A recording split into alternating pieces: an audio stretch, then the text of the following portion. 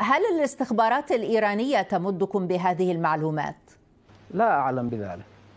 ولكن ما علاقتكم أنتم بما يحدث هناك؟ يعني أنتم على بعد أميال وأميال. يعني أما بالنسبة لبايدن كان يعني هو جار نتنياهو، يسكنون في شقة واحدة، والرئيس الفرنسي أيضا يسكن في نفس الطابق، والرئيس الوزراء البريطاني يسكن في نفس العمارة، أم أن بينهم وبين الكيان المحتل آلاف الأميال؟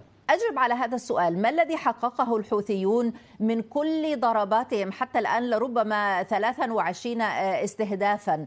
لم يحقق أي شيء وكأنها جعجعة بلا طحين. إذن فلماذا تدعي أمريكا إلى تحالف ضدنا ما دامه لا يحقق أي شيء؟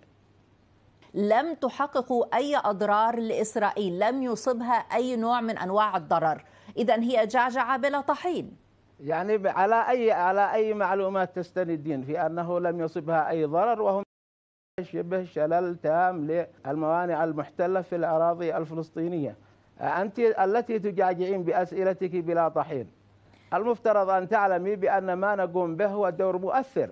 أنكم في الواقع إنما ترغبون في إحياء شعبيتكم الضعيفة في الداخل اليمني. من يقول بأننا نريد من أجل شعبيتنا فليتفضل هو ليعزز شعبيته. من يتحدث بأنه لا توجد لدينا شرعية، لو كانت لا توجد لدينا شرعية لما استطعنا أن نواجه 17 دولة بما فيهم بريطانيا وأمريكا والسعودية والإمارات. لا زالت هذه النغمة لدى الBBC من 2015 وإلى اليوم، وهم يتحدثون بأنه لا يوجد لدينا شعبية. الشعب اليمني بأسره يقف معنا في هذه القضية، والشعب اليمني بأسره يقف معنا ضد العدوان.